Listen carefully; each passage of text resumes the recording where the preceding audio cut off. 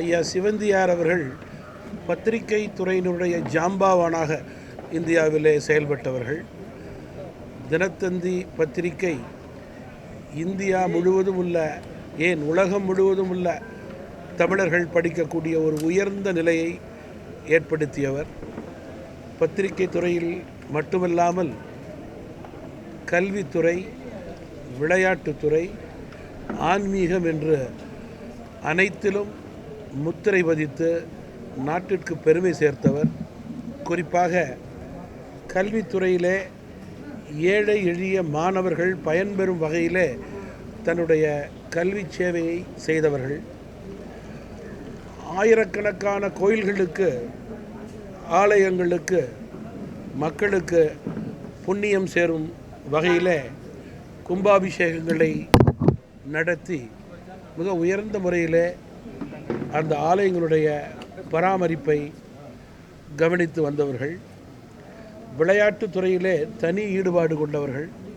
இந்திய ஒலிம்பிக் சங்கத்தினுடைய தலைவராக மிக சிறப்போடு செயல்பட்டு விளையாட்டுத் துறைக்கே பெருமை சேர்த்தவர்கள். ஐயா மூப்பனார் அவர்களோடு மிக நெருங்கி பழகியவர்கள்.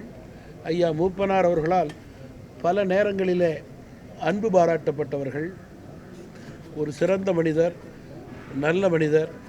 இன்றைக்கு நம்மிடையே இல்லை என்றாலும் கூட அவருக்கு புகழ் சேர்க்கின்ற உகந்த பணியை தமிழ் மாநில காங்கிரஸ் கட்சி அவர்களது 6வது ஆண்டு நினைவு நாளிலே அவர்களுக்கு அஞ்சலியும் மரியாதையும் செலுத்தியிருக்கிறோம்.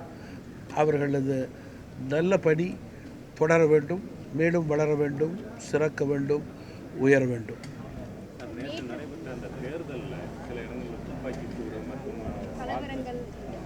நீங்கள் பொதுவாக தேர்தல் முறையாகவே நடந்திருக்கிறது என்று கருதுகிறேன். தேர்தலின் போது இது போன்ற சிறு அசம்பாவிதங்கள் நடைபெறுவது என்பது இந்த தேர்தலில் மட்டும் புதிதல்ல, தொடர்ந்து பல தேர்தல்களிலே நடைபெறுவது தான். மேலும் இந்தியாவில் உள்ள தேர்தல் ஆணையம், வருமான வரித்துறை, இந்த இரண்டும் சில செய்திகளின் அடிப்படையிலே, தகவல்களின் அடிப்படையிலேயே அவர்கள் சட்டத்திற்கு உட்பட்டு சோதனைகளை தங்களுடைய பணிகளாக செய்யக்கூடிய கட்டாயத்தில் இருக்கிறார்கள். இதனை அரசியல் நோக்கத்தில் பார்ப்பது என்பது தேவையற்ற ஒன்று. காரணம், இது தமிழகத்தில் மட்டும் நடைபெறவில்லை. இந்தியாவில் உள்ள அனைத்து மாநிலங்களிலும் பல்வேறு பகுதிகளிலே பல்வேறு கட்சிகளுக்கு நடைபெற்று கொண்டிருக்கிறது.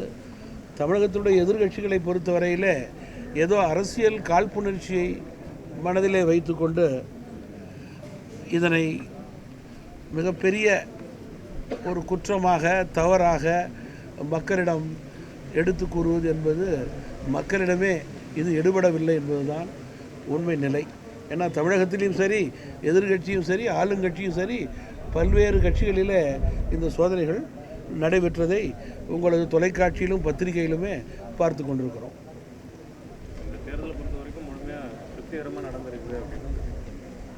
நீங்கள் தேர்தலை பொறுத்தவரையில் ஒன்றும் அசம்பாவிதங்கள், மிகப்பெரிய தவறான சம்பவங்கள்லாம் எதுவும் நடைபெறவில்லை என்பது பத்திரிகை தொலைக்காட்சியின் வாயிலாகவே தெரிகிறது.